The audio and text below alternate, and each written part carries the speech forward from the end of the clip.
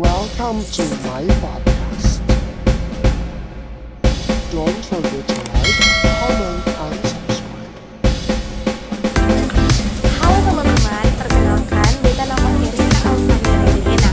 Di sini beta sing sendiri, beta bersama-sama dengan beta punya sahabat yang paling kece. Namanya siapa nih? Namanya Priscilla. Halo Kak Brian. Halo Erika. Apa kabar Erika? Baik, bagaimana? Saya punya kabar hari ini. Kayaknya asik kalau kata pakai dialog. Ampun saja Kak Bay. Ampun sih.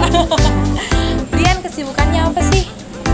Ya, menjalani hidup apa adanya sebagai selaku seorang mahasiswa Ya. Di mana kuliahnya? di Fakultas Hukum Universitas Pendidikan. Ya, di saat ini nih Brian, kita sama-sama mau ngobrol santai tentang pemanfaatan media sosial sebagai sarana pengabaran Injil. Keren kan teman-teman? Keren sih, menurut menurut Brian gimana? Keren gak sih? Keren. Topiknya Menarik. Ya, benar sekali. Sebelum kita bahas lebih lanjut nih Kak Brian, kita mau tahu nih, kita mau kepo. Kira-kira Brian nih di gereja itu selalu di divisi mana sih? dia mau tahu banget atau mau tahu saja. Tahu saja ini. Banget. Kita selaku ketua divisi multimedia dan desain komunikasi di gereja. Wow, keren. Ketua kah? Berarti kalau kita bicara soal multimedia lebih tahu kah kayaknya lebih mantap. Berarti Media beta sosial lah. beta sing salah sasaran nih.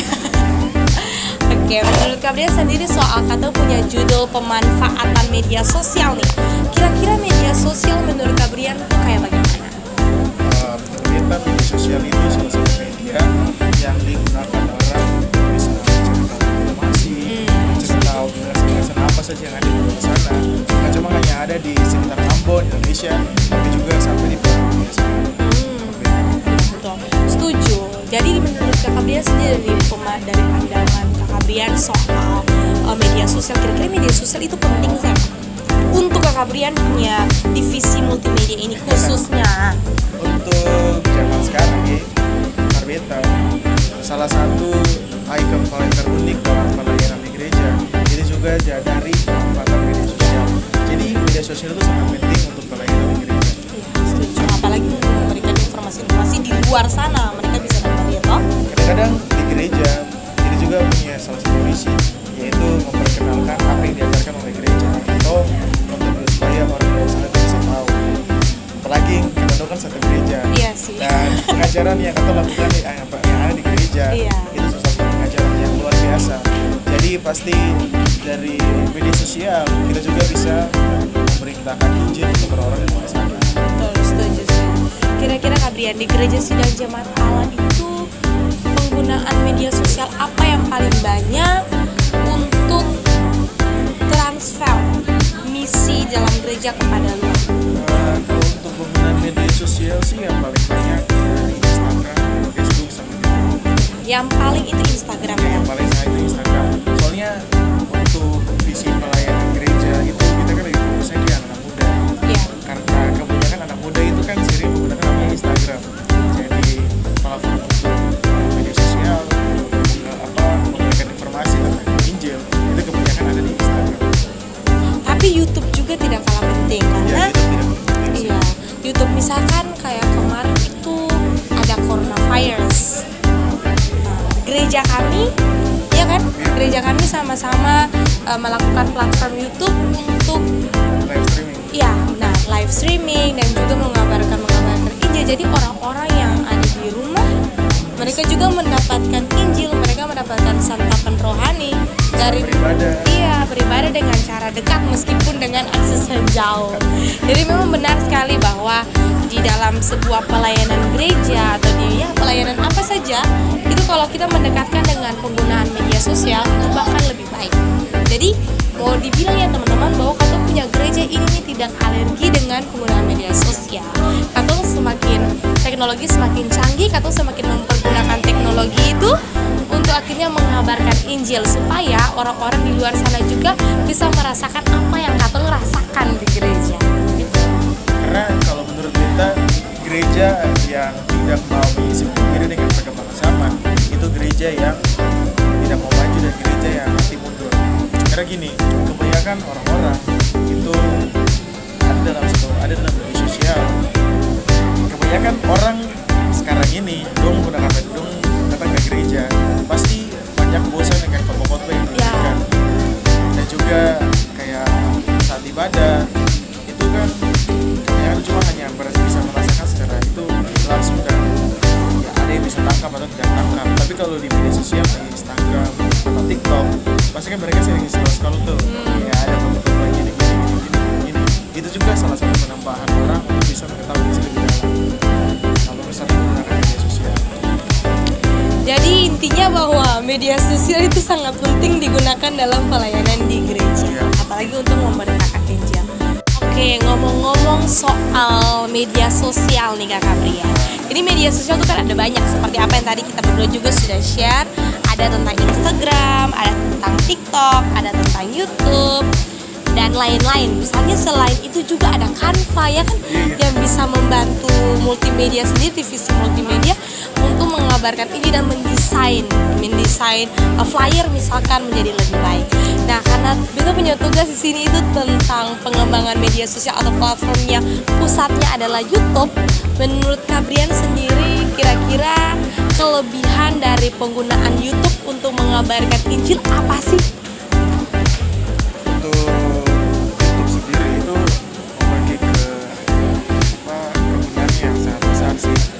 Yang signifikan, karena yang pertama kalau misalnya Ika mau menggunakan YouTube sebagai platform menggunakan Injil, Ika menurut aku mau batas video itu sampai berapa lama, mau 2 jam, 3 jam itu bisa, dan dari itu bisa tampung video-video yang bisa Ika buat untuk memberitakan firman.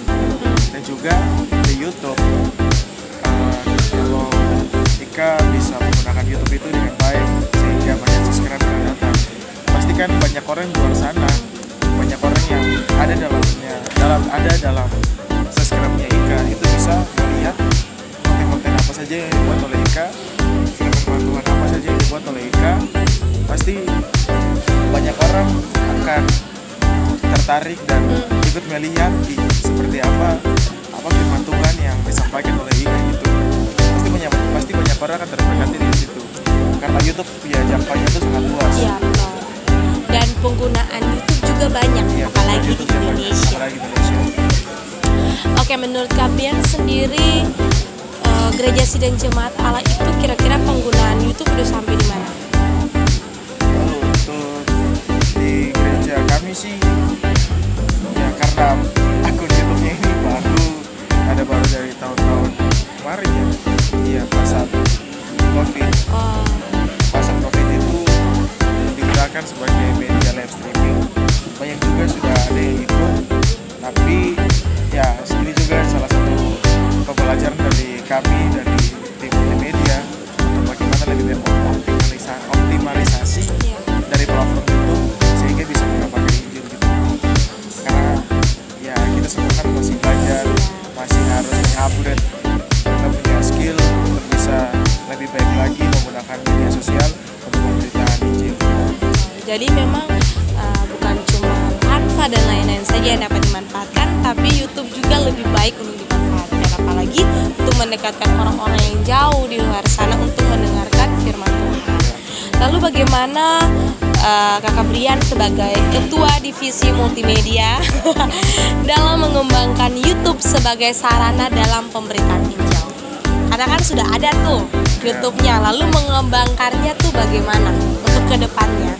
Untuk kedepannya Tuhan sayang kita juga sudah nanti ada banyak tambahan lagi kamera, karena kalau mau ada pemberitaan firman itu pasti kan membutuhkan peralatan juga.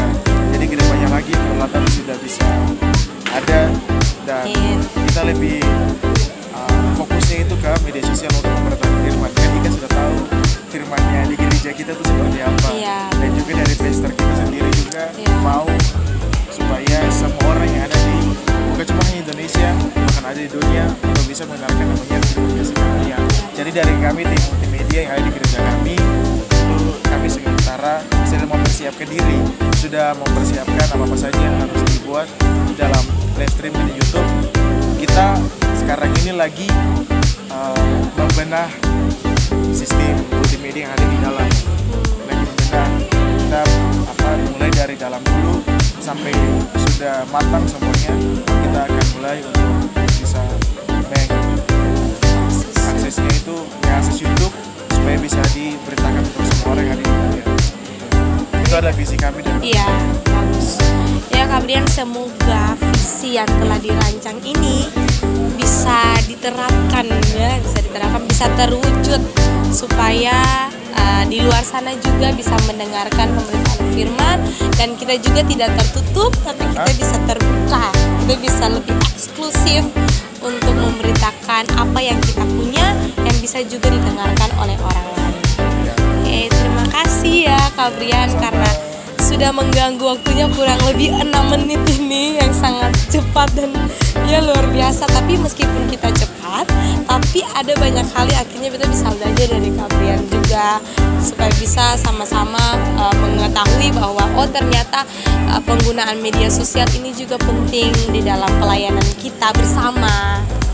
Mungkin ada apa yang mau dikatakan untuk teman-teman yang lagi nonton? Iya, bagi teman-teman yang nonton podcast ini, jangan pernah lupa bahwa kita selalu diperhadapkan dengan perubahan zaman.